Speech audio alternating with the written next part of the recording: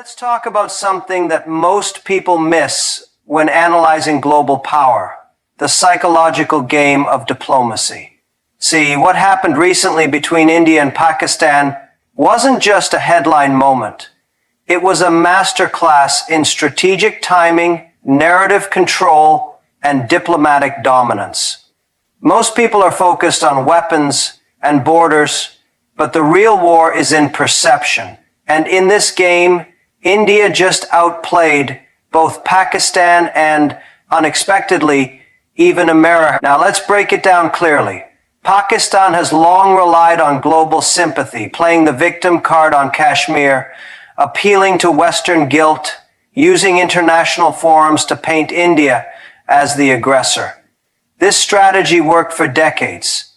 They had their usual talking points, their diplomatic alliances, and let's be honest, the quiet nods from Washington and London. But India decided enough was enough. And what they did wasn't loud, it wasn't aggressive, it was surgical. At a major global summit, the kind where cameras are always rolling and every word becomes tomorrow's headline, India flipped the script. They didn't attack Pakistan directly. Instead, they exposed the hypocrisy calmly, factually, and with absolute precision. They laid out Pakistan's track record on terrorism, on human rights violations, on economic instability, but they did it with calm confidence, not anger. That's important. The world respects maturity, not noise. India's diplomats, backed by meticulous data, real stories, and even testimonies from ex-insiders, made their case. And the beauty is, they didn't shout. They didn't beg. They let the truth speak. And when truth is spoken with clarity, it becomes impossible to ignore, even for America. You have to understand how rare this is. For decades, the global South has been told what to think, how to act. Diplomacy was a Western sport. India refused to play that game. They brought their own rules. They showed the world that being powerful doesn't mean being aggressive. It means being clear, consistent, and confident. This is why Pakistan was humiliated. Not just because India made a better argument, but because Pakistan wasn't prepared for an India that didn't react emotionally. They were waiting for anger. They got strategy, and that's much more terrifying. And here's where America got uncomfortable. For years, the U.S. liked having its thumb on the scale. They benefited from managing the India-Pakistan rivalry. But in that moment, the U.S. wasn't the center. India didn't look west for validation. They didn't seek approval. They moved with the quiet confidence of a nation that knows its value. That's what America couldn't handle. The realization that they're no longer the director of this geopolitical play.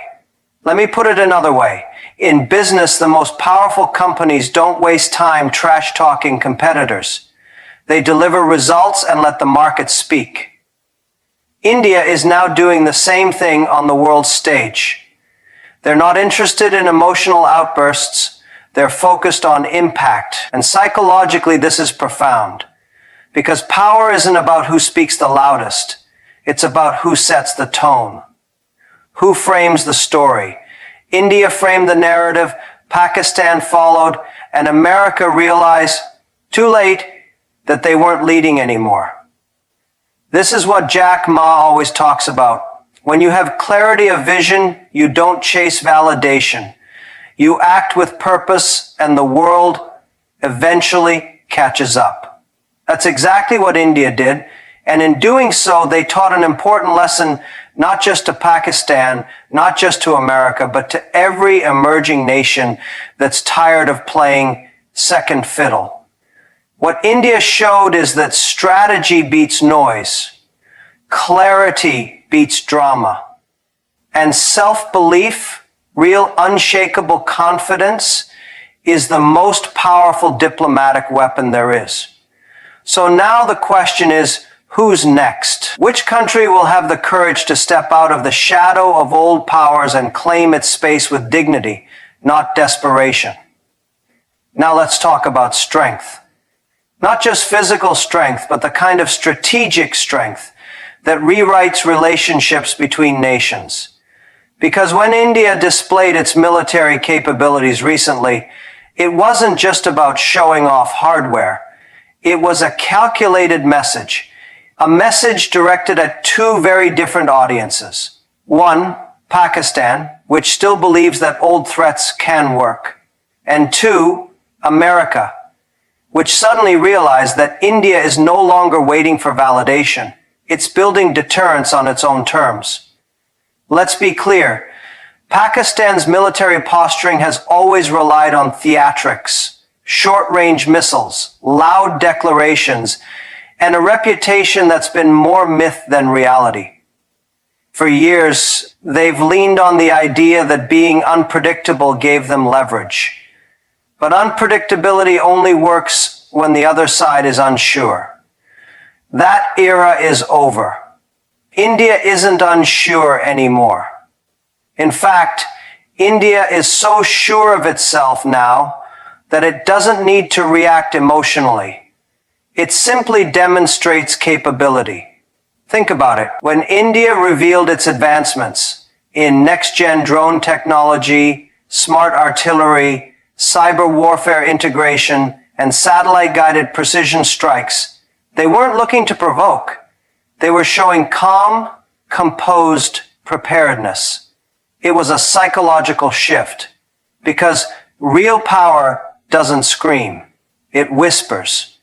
And that whisper was loud enough to shake the core of Pakistan's military confidence. Here's the deeper truth most analysts miss.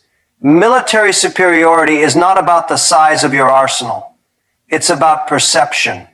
When your opponent believes they can no longer surprise you asking for technology, when they know every scenario has been prepared for, it's building. That's when fear sets in. It's exporting it. This independence isn't afraid of India's weapons. Why? It's afraid of India's discipline. A self-reliant India, it's with robust military capability, readiness, doesn't just checkmate Pakistan. And here's where things get interesting the entire region. See, for decades, the U.S. has been the unspoken referee in South Asia's military dynamics, pulling strings. Their defense sales, intelligence sharing, and subtle interventions kept them relevant. And this is something most powerful countries still don't growing independence. India isn't interested in flexing for dominance. It's flexing for security. From IN for stability, cutting-edge drones for respect has changed. This isn't a military hungry to conquer. This is a military designed to protect, to deter, to ensure that no nation, not even a nuclear-armed one, dares to gamble recklessly. The psychology here is profound. India is showing that discipline is more terrifying than aggression. Preparation is more effective than provocation. And perhaps most importantly, restraint is more powerful than reaction. That restraint is what humiliates Pakistan, because it reveals the truth. You cannot intimidate someone who no longer needs to prove themselves. India doesn't flinch anymore. And in geopolitics, when one player refuses to react, the game changes entirely. You can see it in the way India conducts its border operations. Quietly efficient, data-driven, minimal public noise. You can see it in its defense exports, growing influence in the Indo-Pacific, its joint drills with countries like France, Japan, Australia. India isn't trying to be noticed, it's building partnerships while Pakistan builds excuses. And for America, the shock isn't just that India has risen. It's that India has done it without them. This is the first time in decades where a regional superpower has emerged, not as a client state, not as a dependent ally, but as a sovereign equal. That reality is difficult for Washington to digest, because the old model of power, where military influence could be traded like currency, doesn't work anymore. India has proven that military dominance today isn't about war, it's about deterrence through dignity. It's about building a force so effective, so resilient, that even the thought of conflict becomes irrational for your enemy.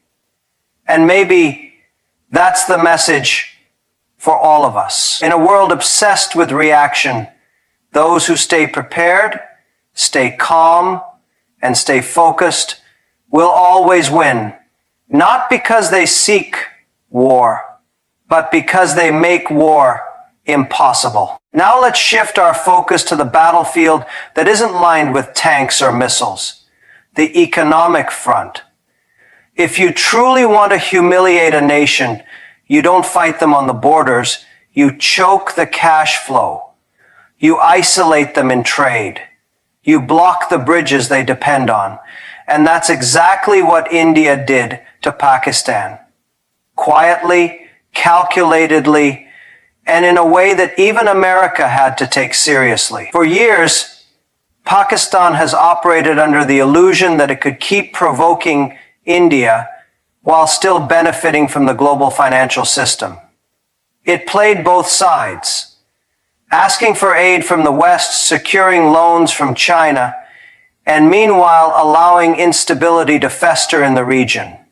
It believed it could survive on external dependency while threatening a neighbor that was growing more self-reliant by the day. But what happened recently? India struck where it hurt the most: trade, investment, access to markets. With a few deliberate moves, India tightened export-import policies, rerouted strategic projects, and used its influence to freeze or delay international funding that Pakistan desperately needed. No speeches, no military parades, just quiet economic isolation. And the world watched. Let's be honest, in today's world, it's not the tanks that bring a nation to its knees, saving countries. Let's not dump our brothers and sisters that make it needed. It's the lack of dollars. It's the credit downgrades. It's the crumbling foreign reserves. And that's where India's strategy was genius. While Pakistan was busy shouting in global forums, India was working behind the scenes, strengthening trade alliances with ASEAN, the Gulf, the EU, and the African Union. It was building corridors that didn't involve Pakistan. It was investing in new maritime routes, new supply chains, new technology partnerships. The world started aligning with India, not just politically, but economically. And this is where America started to feel uncomfortable. Because, let's be clear, the U.S. financial system has long been the invisible hand behind who succeeds and who struggles. Aid, sanctions, dollar reserves, IMF pressure, these were all tools the U.S. used to manage influence. But when India began leveraging its own economic weight to reshape South Asia, without Washington's consultation, it disrupted the existing playbook. India didn't wait for approval. It used its $3 trillion, $500 billion zero-cents economy, its massive consumer base, its credibility in global institutions, and started rerouting opportunity away from Pakistan. It was as if a light switch flipped. Suddenly, Pakistan wasn't just isolated politically, it became irrelevant economically. And that, more than anything, was the real humiliation. Because here's the truth that's hard to admit. No country respects a beggar. And Pakistan, at this point, has built an economic strategy around survival, not strength. Loans from the IMF, bailouts from China, conditional support from Saudi Arabia. These are not signs of sovereignty, they're signs of dependency. And in the modern world, dependency is the worst kind of weakness. India, on the other hand, is walking the exact opposite path. It's not just making money, it's designing systems. UPI is revolutionizing digital payments. Startups are scaling globally. Indian brands are becoming global players in pharmaceuticals, tech, and renewable energy. Even countries that once ignored India are now seeking partnerships. Why? Because India is not selling desperation, it's selling value. And this contrast between a Pakistan begging for survival and an India offering innovation is what forced the world to make a choice. And increasingly, they are choosing India. Not because of sentiment, but because of logic. This is where psychological insight matters. When you build quietly, when you become useful to others, when you focus on adding value instead of chasing validation, you become magnetic. Others want to work with you not because you demand it, but because they benefit from it. That's how India is playing the economic game.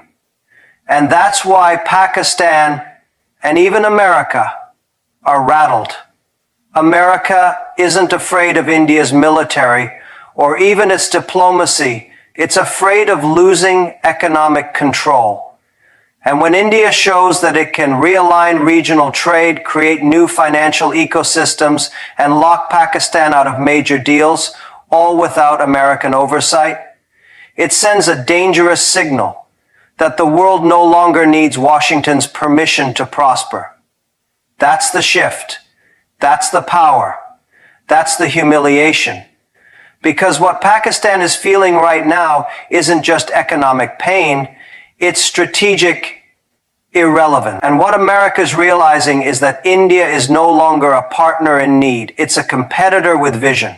And the most important lesson here, in a world that rewards innovation over noise, the loudest one in the room is rarely the one in control. True strength isn't declared, it's demonstrated. That Kashmir is under siege systematically. That terrorism is a reaction to injustice. Let's talk about what really hurts India country more than sanctions, more than military losses. This narrative, more than even economic isolation, used to get them sympathy, global, and more importantly, embarrassment. Because when the world stops taking you seriously, when your credibility collapses in front of cameras, the moment someone shines a spotlight on it, not by your enemy, and that's exactly what India contradictions. But not in anger. That's when the humiliation becomes permanent. India shows exactly what happened to Pakistan.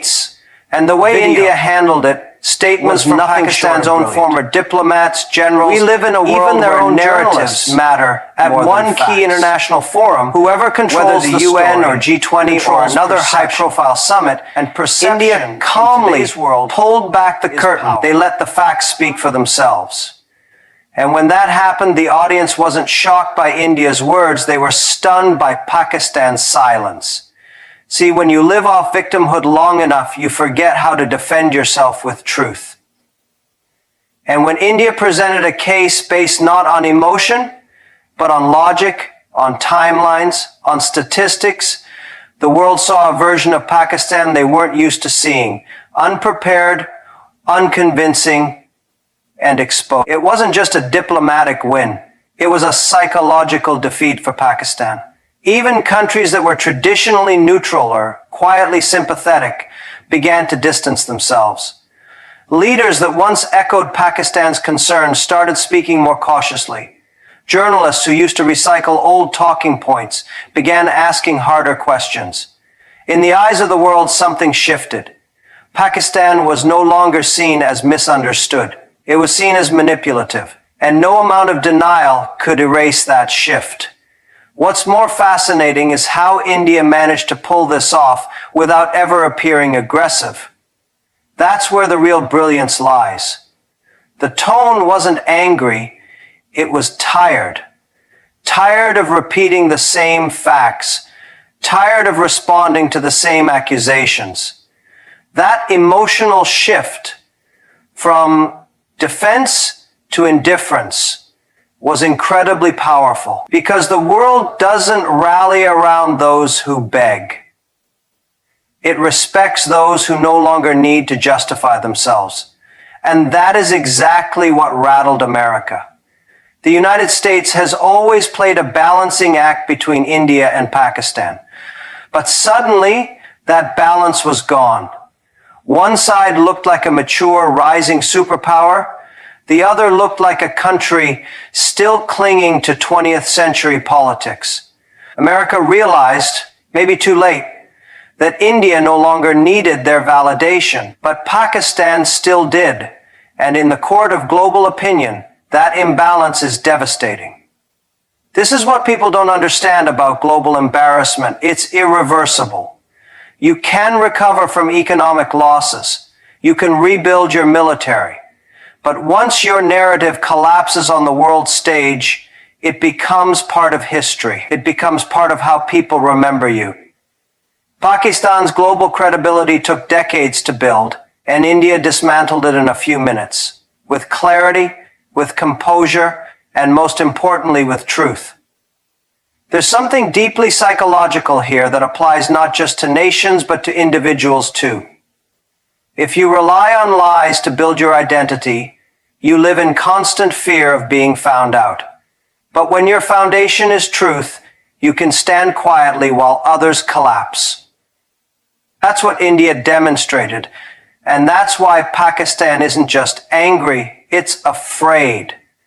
Because the truth, once revealed, doesn't need repeating.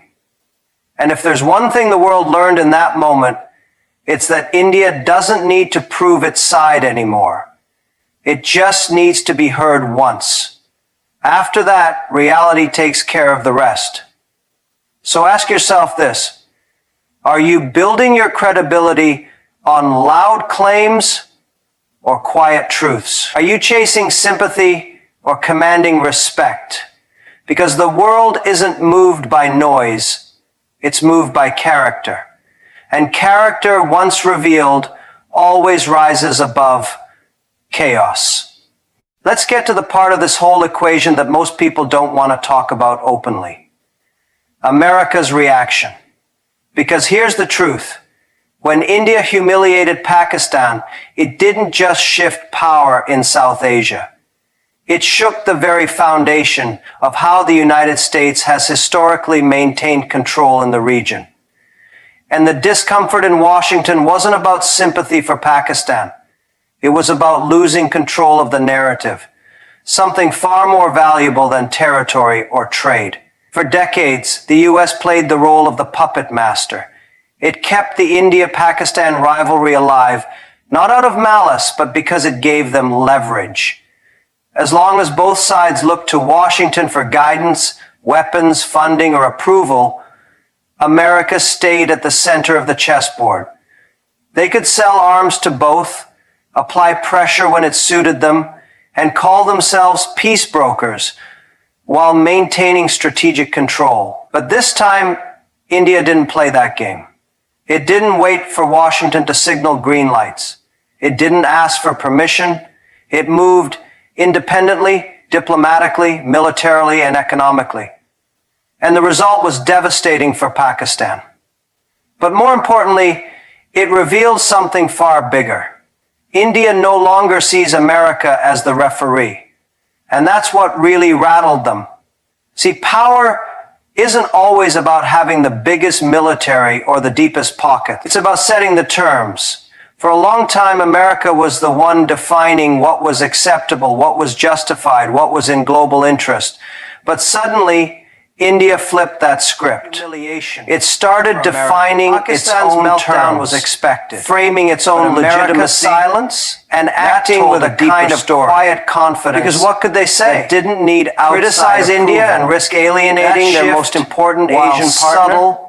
Was support enormous. India. Imagine you're used to being the director of a movie. Either way, suddenly the lead actor starts improvising. They were no longer needed in the conversation, but the whole story. This is where psychological depth becomes important. They weren't in charge of the dialogue anymore. That is used to control. They weren't even consigned on the script. Irrelevant. India was writing its own narrative, executing its own moves sometimes, and succeeding. It freezes, and that it watches. That success without recalibrates. That's what we're seeing right now with the United States. Behind closed doors, there's strategic confusion. Because the old model, where emerging nations looked westward for guidance, no longer works. India has shown the world that it can manage its own neighborhood, it can outmaneuver its adversaries without being pushed from behind, it can build coalitions, enforce boundaries, and expose falsehoods on its own terms. That sends a message not just to Pakistan, but to the entire global order. India is no longer a regional player. It's a global force, and it acts like one. And let's be honest, That makes some people in Washington very, very nervous, because it's not just about South Asia.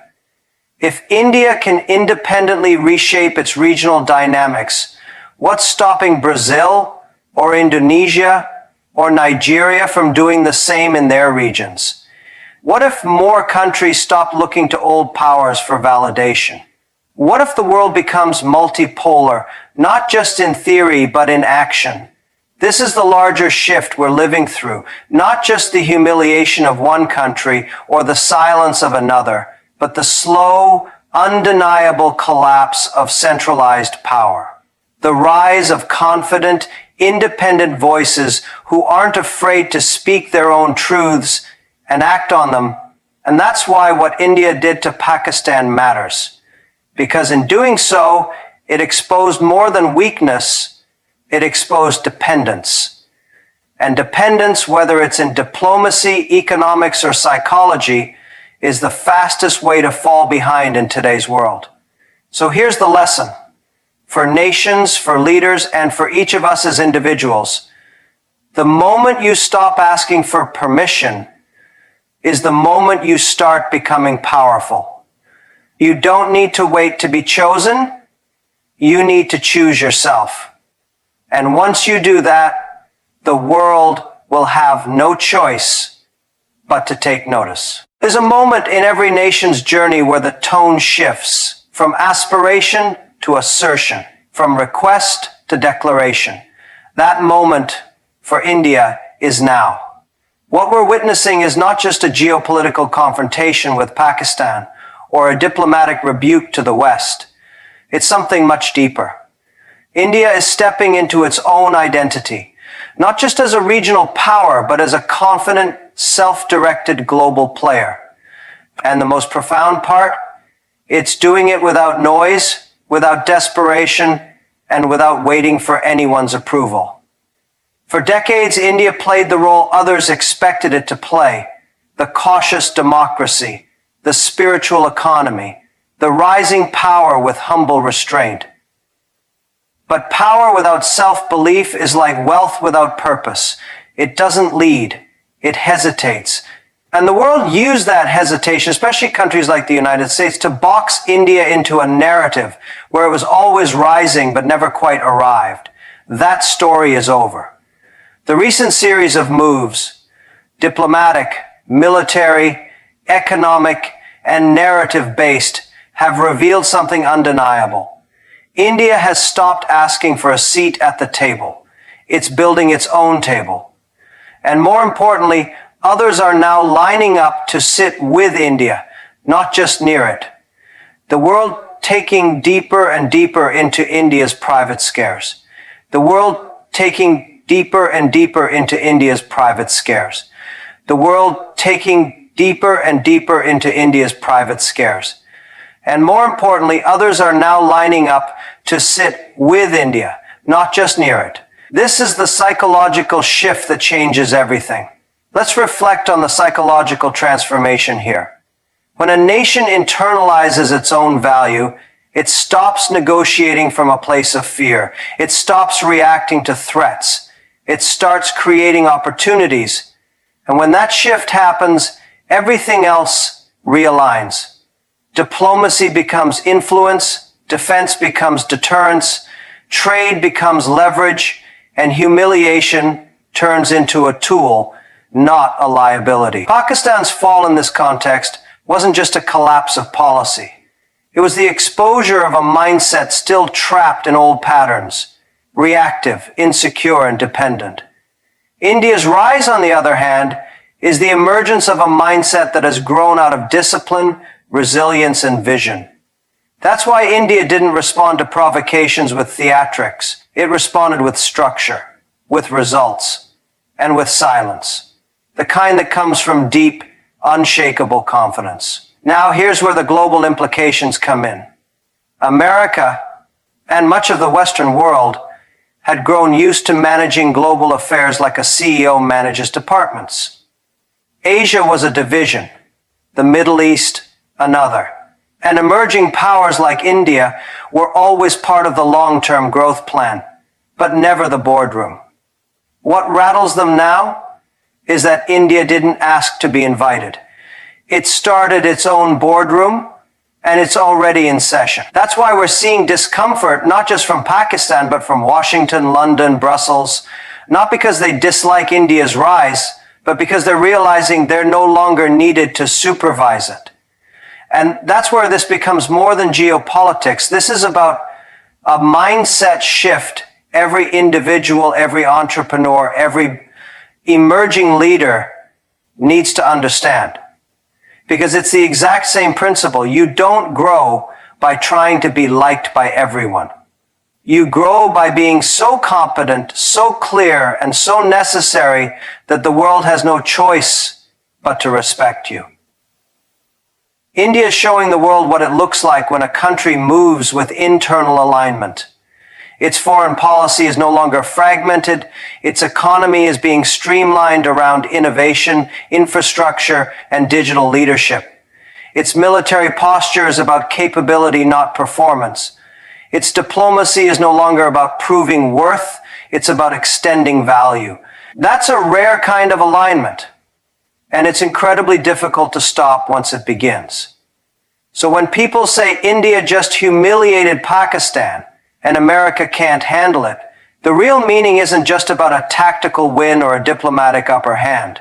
It's about the fact that India no longer defines itself in opposition to others. It defines itself through its own standards, its own strategies, its own story. And when a nation or a person reaches that level of self-definition, it becomes unstoppable. Not because it's louder, but because it's clearer. Not because it fights harder, but because it fights smarter. And not because it seeks confrontation, but because it has mastered the art of control. So here's what it all comes down to. Whether you're leading a country, a company, or your own life, real power begins the moment you stop performing for others and start living by your own principles. And once that happens, once you embrace that clarity, no one can humiliate you because your dignity is no longer for sale.